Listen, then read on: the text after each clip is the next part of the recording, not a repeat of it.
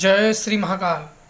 साधना संबंधित बहुत ज़रूरी जानकारी जो कि आप लोगों को जानना ज़रूरी है। जो लोग साधना पे और तंत्र मंत्र पे विश्वास करते हैं उन लोगों को थोड़ा तंत्र मंत्र के बारे में जानकारी होनी चाहिए, ताकि अपने साधनाओं में, भक्ति मार्ग में वो आसानी से आगे बढ़ सकें और उस शक्तियों का सानिध्य प्राप्त कर सकें जिन्हें वो प्राप्त करना चाहते हैं, और अपने जीवन में आने वाली समस्या, अड़चने, दुख, बाधा, इन सब से वो सुरक्षित रह सकें और अपने परिवारों को भी सुरक्षित कर सकें।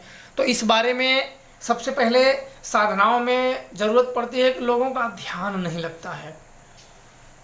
सबसे बड़ी जो समस्या होती है कि ध्यान नहीं लगता है। तो आप लोगों को 3 तरीके का सबसे पहले सीख लेना होता है। किसी से भी है, आप कोई भी गुरु, ये नहीं है कि चलो इस गुरु से सीख लिया, उस गुरु से, जिस गुरु कैसा भी हो, लेकिन अगर वहाँ से आपको अच्छा ज्ञान मिले तो वहाँ से आपको ले लेना चाहिए, क्योंकि आपको ज्ञान से ज़रूरत है। गुरु का आप पका के खाओगे नहीं, तो आपको ज्ञान की ज़रूरत है। आपको जो साधना में और ईश्वर भक्ति करने में आपको जो सहायक हो, उसका ज्ञान आपको कहीं भी से प्राप्त हो, वो ले लेना चाहिए। तो सबसे पहले होता है कि ध्यान, क्योंकि हम लोग तो ज्ञान तो बड़े आसानी से प्राप्त कर सकते हैं। ज्ञान इसलिए आसानी से प्राप्त कर सकते हैं क्योंकि हमारे ऋषि मुनि, स्वयं भगवान श्री कृष्ण ने भागवत गीता में सारे नियम और ज्ञान, काफ़ी जो इंसानों को सहायता मिले, और ऐसा कोई दुख का तोड़ नहीं है जो उन्होंने ना बताया हो।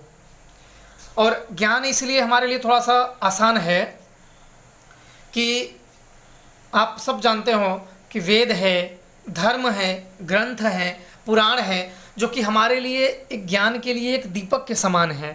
हम इन्हें अगर इनका श्रवण करें, इनके कहे हुए बातों पे ध्यान दें, इनके बताए हुए मार्ग पे चलें, तो हमारे अंदर वैसे भी सात्विक ऊर्जा, मोह माया का क्षय होने लगता है, और हमारे अंदर वैसे भी असीम शांति का अनुभव होने लगता है। जो लोग पढ़ते हैं उन्हें उनके ज्ञान से, और जो लोग नहीं पढ़ते हैं उनके ज्ञान से आपको बहुत फ़र्क मिलेगा, क्योंकि उनका ज्ञान होता है, उनके अंदर जो ज्ञान का दीपक जलने लगता है, वो थोड़े से ज्ञान में और बढ़ाते हैं, और ज्ञान से और बढ़ाते हैं, उसी में वो बढ़ाते चले जाते हैं। इसलिए एक समय पे ऐसा होता है कि 2-4 साल में वो इतने ज्ञानी हो जाते हैं कि उन्हें और बाहरों के किसी की ज्ञान की ज़रूरत नहीं पड़ती है।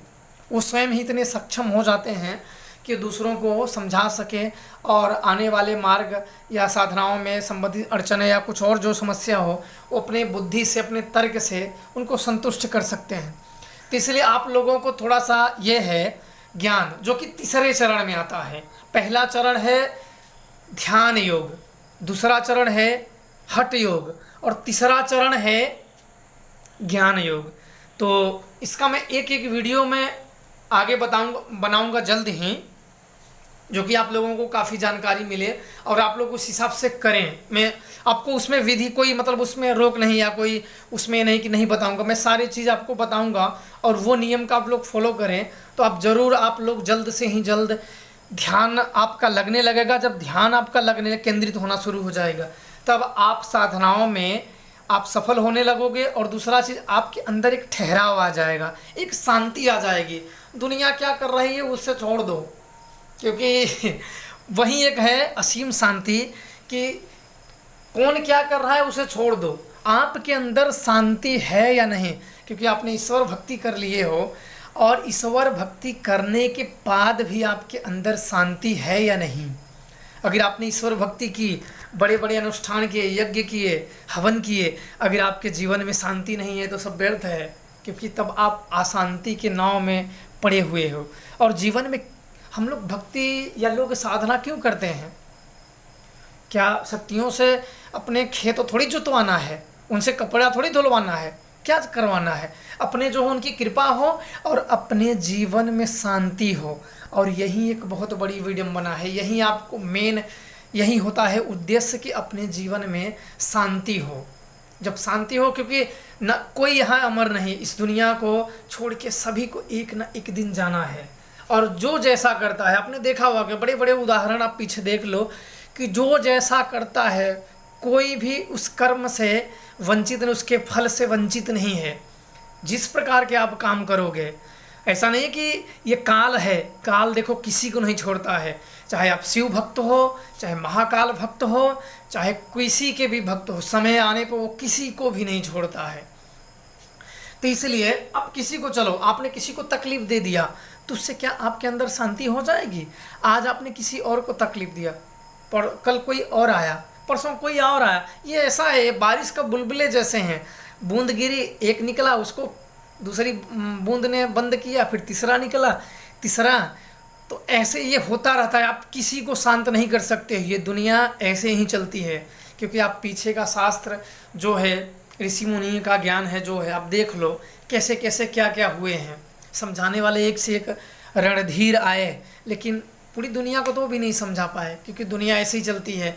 और व्यक्ति एक समय पे 10 व्यक्ति अगर आपको कोई चीज़ बोल दें तो 10, आप बेशक गलती ना हो फिर भी आप 10 लोगों को यह संतुष्ट नहीं कर सकते हो कि आप गलत नहीं हो। तो इसलिए, और किसी को आप गलत सिद्ध करने लगोगे तो सबसे पहले आप गलत होगे, क्योंकि आपके अंदर की जो सुख चैन है, जो शांति है, वो भंग हो जाएगी। और जिसकी शांति भंग है, क्योंकि जल जो जल ठहरा होता है उसी में प्रतिबिंब छाया आती है, अशांत जल में कुछ नहीं। तो मन जब अशांत होता है तो उसको शांति नहीं है, एक पल भी उस मन को शांति नहीं रहती है, वो हमेशा ठहरा रहता है। उसके मन में तमाम प्रकार के मनुष्य उछलते रहते हैं, उसका मन शांत नहीं रहता है। और उसी शांति को, प्रवृत्ति को लिए जितना वो उस शांति को बुझाने का या बंद करने का प्रयत्न करता है, उतना वो फंसता चला जाता है, क्योंकि ये ऐसे ही चलता है। अब एक दिन उसको ये समझ में आता है कि जो वो करने की कोशिश कर रहा था दरअसल उसके बस की बात है ही नहीं। तो इसलिए अब बात करते हैं ज्ञान पे थोड़ा सा, क्योंकि इसका मैंने आपको बताया कि एक वीडियो बताऊंगा जो कि इसी के बारे में विस्तार से बताऊंगा। लेकिन ज्ञान इसलिए ज़रूरी है कि ध्यान इसलिए ज़रूरी है कि किसी भी काम करने के पहले या साधना या जब या जो काम करो, उस चीज़ में आपका ध्यान लगना बहुत ज़रूरी है।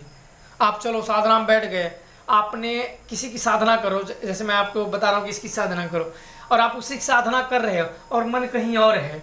क्योंकि तंत्र का मतलब होता है शरीर, तंत्र शरीर को बोलते हैं ना। तंत्र साधना मतलब अपने शरीर को साधना। तंत्र का ज्ञान यही होता है। ज़्यादा इसमें बहुत लंबे चौड़े जानने की कोशिश नहीं करना चाहिए। बस अज्ञान बन के है तो बहुत कुछ, लेकिन अज्ञान बन के शरण में जाओगे तभी आप कर पाओगे।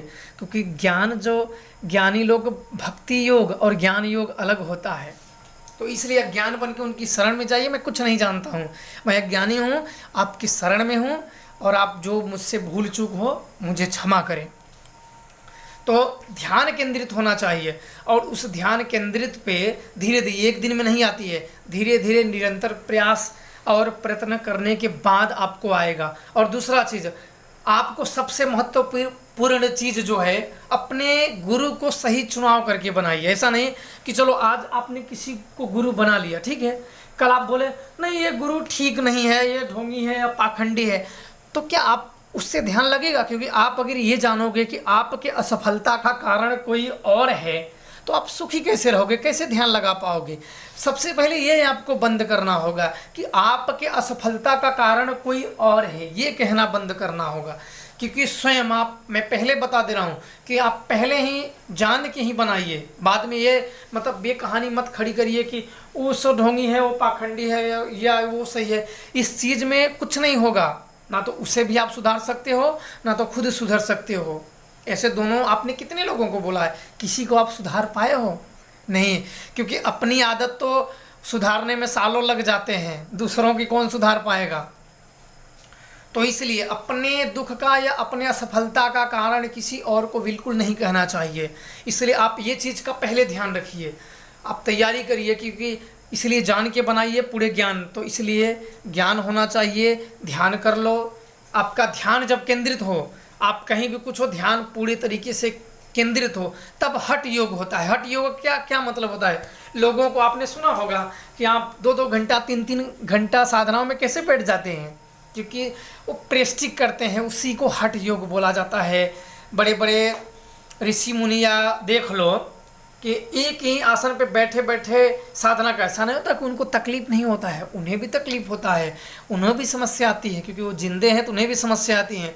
लेकिन वो अपने शरीर को ज़बरदस्ती का मतलब होता है हट, कि आसन में ज़बरदस्ती अपने को खड़ा करना, चाहे आप एक टांग पे रहो या किसी मुद्रा में रहो, या जैसे आपको एक आसन का प्रयोग करना होगा और उसी आसन में बैठना है।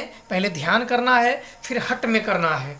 हठ करने के बाद जब ये दोनों क्रिया मैं कम में ही आपको बताऊंगा, और इसके बाद आता है तब ज्ञान योग। ज्ञान योग, ज्ञान योग जो कि हम गुरु द्वारा सीख सकते हैं और हम कहीं से भी ले सकते हैं। मैंने पहले भी बता चुका हूँ कि ज्ञान कहीं से भी मिले, चाहे वो शत्रु ही क्यों ना हो, पर ज्ञान आपको ले लेना चाहिए, चाहे वो शत्रु के मुंह से हो चाहे किसी और के मुंह से। ये आपको ज्ञान होना चाहिए, जैसे राम के बारे में, कृष्ण के बारे में, या अलग अलग कैसे जो आपको जितना अवेलेबल हो सके, जितना आप प्राप्त कर सको उतना आपको ज्ञान होना चाहिए, ताकि आप कोई भी साधना कोई भक्ति करो तो आपको उन शक्तियों के बारे में ज्ञान हो। तो तीसरा चीज़ होता है ज्ञान। तो ये तीनों चीज़ आपको मैंने बता दिया है थोड़े थोड़े में।